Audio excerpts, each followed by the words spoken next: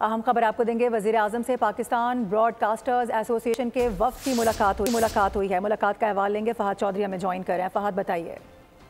जी, Pakistan broadcasters association के वफ़द की इस्लामाबाद में वज़ीर आज़म शहबाज शरीफ से मुलाकात हुई है। वज़ीर आज़म ने इस मुलाकात में कहा कि हुकूमत और मीडिया का बाहिमी एतमाद का रिश्ता है।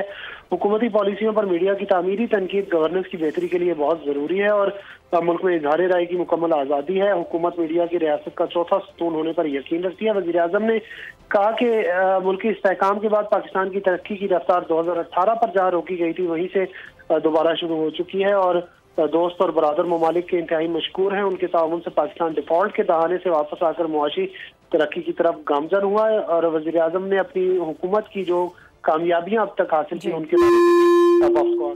ठीक है फहद, बहुत शुक्रिया आपका। सब्सक्राइब करें और बेल दबाएं ताकि कोई खबर रह न जाए।